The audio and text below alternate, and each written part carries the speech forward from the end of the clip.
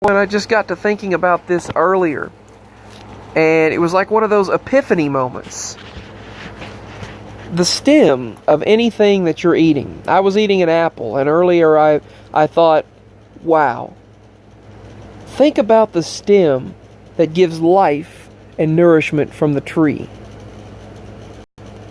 I was eating an apple, and I thought of that stem, and I thought, wow, that's like an umbilical cord. The stem is the umbilical cord to these fruits and vegetables. Whether you're eating an apple or a pear or a berry or anything, a watermelon, no matter what you're eating, that stem that came from the ground or the tree, whether it's on a vine or a tree or a bush or growing straight up out of the ground, that stem is like the stem of life. It extends nourishment and life from that tree, just as a mother extends life to their child in the womb until birth through the umbilical cord. And it's amazing how much, that looks like a belly button or a navel on an apple or any other type of plant or anything like that. It looks like the umbilical cord, that's the stem. It was part of the wood. It was part of the tree. That was part of the tree itself. And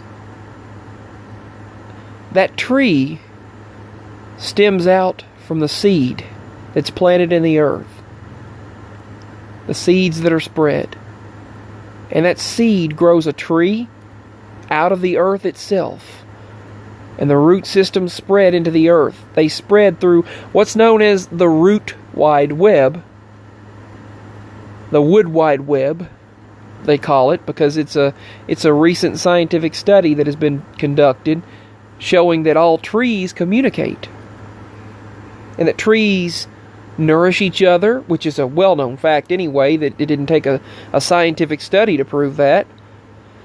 But everything they say has to be proven through the scientific method. But even like they mentioned on the movie Thor, magic is just science that people haven't figured out. And science and magic can be one and the same thing. Magic is real. Magic is real. I don't care what anyone says or what they think. The energies, you can utilize things for positive or negative, good or bad, but it's real. And like in biblical texts, when it states, you can have various gifts, but it is the same Spirit that distributes them. It is the Lord. It is the same source that distributes them. From the source, all things come. From the source, all things originate. He is the firstborn of all living things. Now that sounds right there. It says that He is the firstborn of all living things. Now think about that verse for a moment. You've got it stating that He is the firstborn of all living things.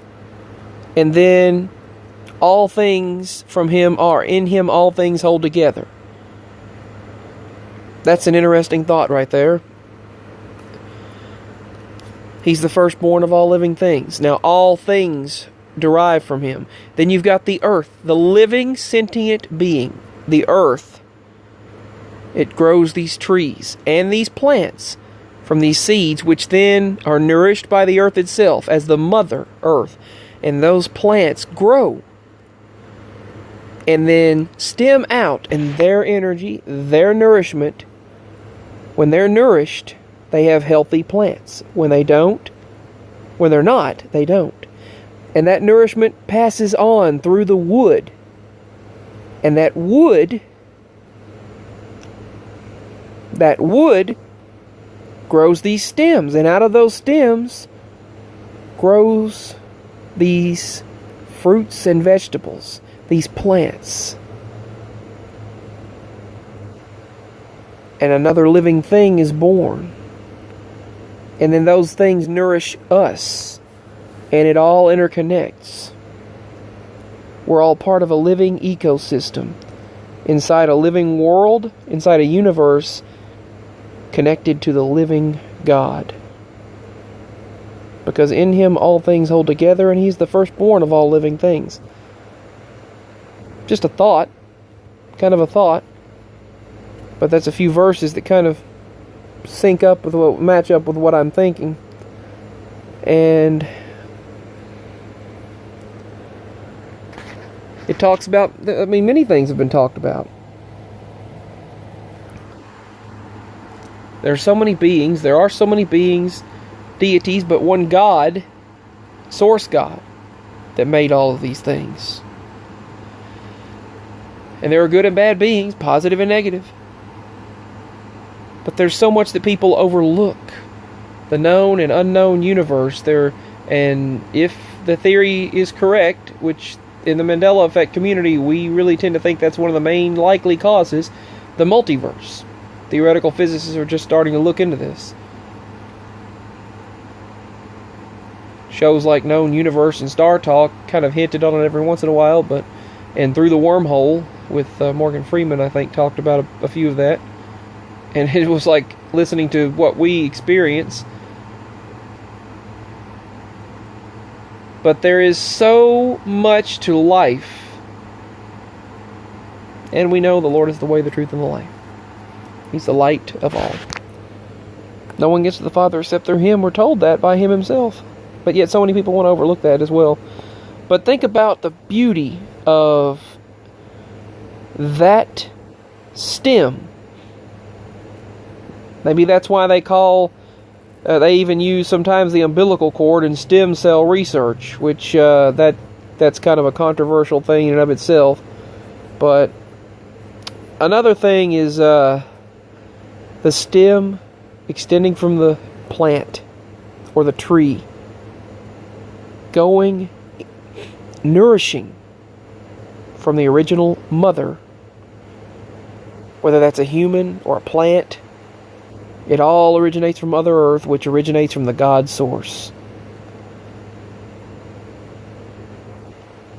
And that nourishment goes through the earth in a cycle into the plants, through this stem, which is like an umbilical cord, like a mother nourishing their young, nourishing their fetus, which turns into the baby, a child.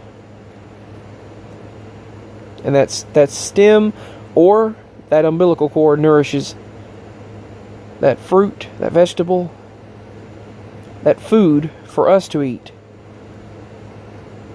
to nourish us.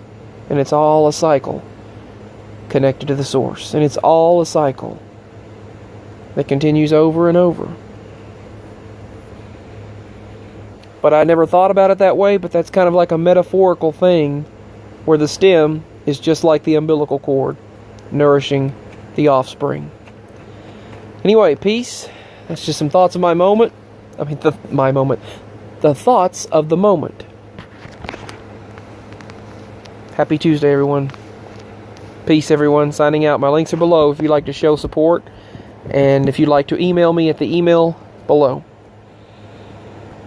Feel free to give your thoughts on this. Signing out.